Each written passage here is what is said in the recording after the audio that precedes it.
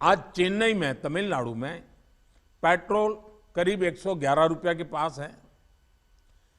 जयपुर में 118 से भी ज्यादा है। हैदराबाद में 119 से ज्यादा है। कोलकाता में 115 से ज्यादा है। मुंबई में 120 से ज्यादा है। और जिन्होंने कटौती की, मुंबई के ही बगल में दीव दमन में 102 रुपया है। मुंबई में 120, बगल में दीव दमन में 102 रुपया। अब कोलकाता में 115, लखनऊ में 105, हैदराबाद में 120 करीब करीब, जम्मू में 106, जयपुर में 118, गुवाहाटी में 105, गुड़गांव में 105 है। देहरादून, छोटा राज्य हमारा उत्तराखंड, 103 रुपया है। मैं आपसे आग्रह करता हूं कि आप 6 महीने भले जो कुछ भी आपका रेवेन्यू बढ़ा आपके राज्य के काम आएगा, लेकिन अब पूरे देश में आप सहयोग कीजिए।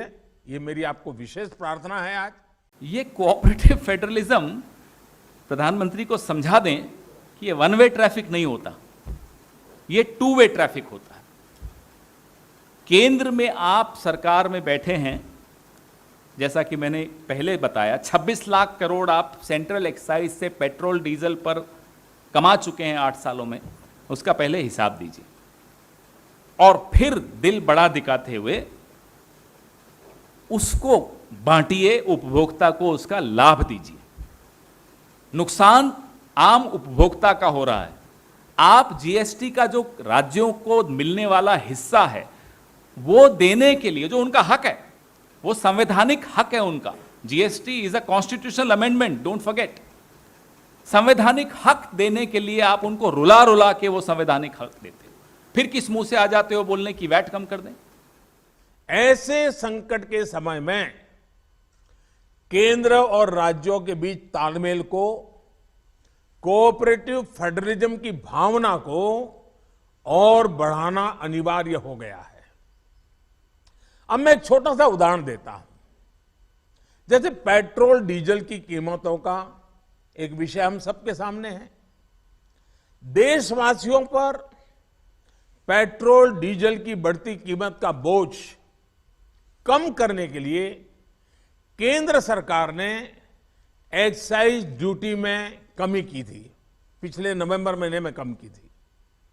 केंद्र सरकार ने राज्यों से भी आग्रह किया था कि वो अपने यहां टैक्स कम करे और ये बेनिफिट नागरिकों को ट्रांसफर करे। इसके बाद कुछ राज्यों ने तो भारत सरकार की इस भावना के अनुरूप यहां टैक्स कम कर दिया, लेकिन कुछ राज्यों द्वारा अपने राज्य के लोगों को इसका कोई लाभ नहीं दिया गया। इस वजह से पेट्रोल डीजल की कीमतें इन राज्यों में अब भी दूसरों के मुकाबले कहीं ज्यादा है। ये एक तरह से इन राज्यों के लोगों के साथ अन्याय तो है ही, साथ ही पड़ोसी राज्यों को भी नुकसान पहुंचाता है।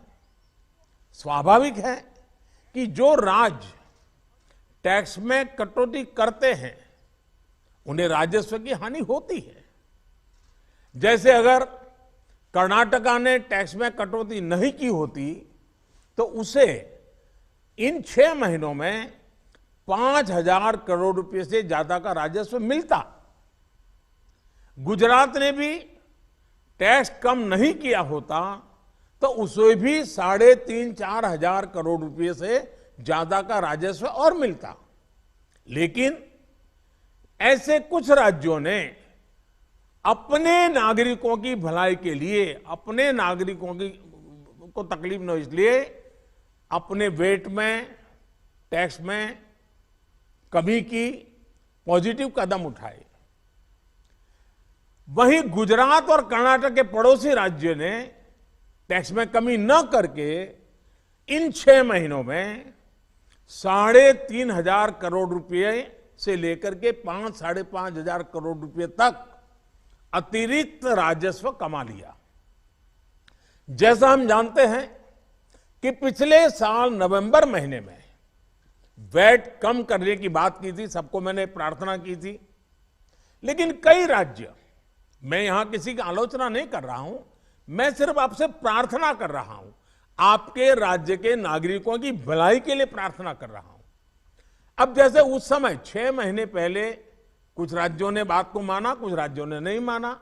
अब कई राज्य जैसे महाराष्ट्र, पश्चिम बंगाल, तेलंगाना, आंध्र प्रदेश, तमिलनाडु, केरला, झारखंड, किसी न किसी कारण से उन्होंने इस बात को नहीं माना और उनके राज्य को, नागरिकों को बोझ कंटिन्यू रहा।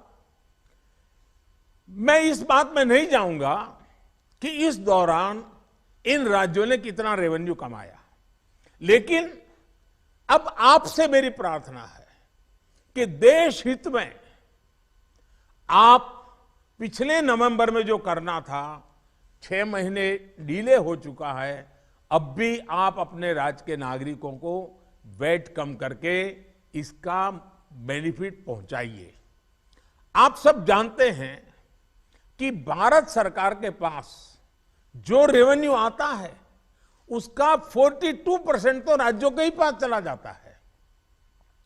मेरा सभी राज्यों से आग्रह है कि वैश्विक संकट के इस समय में कोऑपरेटिव फेडरलिज्म की भावना पर चलते हुए एक टीम के रूप में हम सब मिलकर काम करें। अब मैं कई विषय हैं, बारीकी में नहीं जा रहा हूं, जैसे फर्टिलाइजर। आज हम तो फर्टिलाइजर पर दुनिया के देशों पर डिपेंडेंट है। कितना बड़ा संकट आया है, लगातार अनेक गुना सब्सिडी बढ़ रही है। हम किसानों पर बोझ ट्रांसफर नहीं करना चाहते।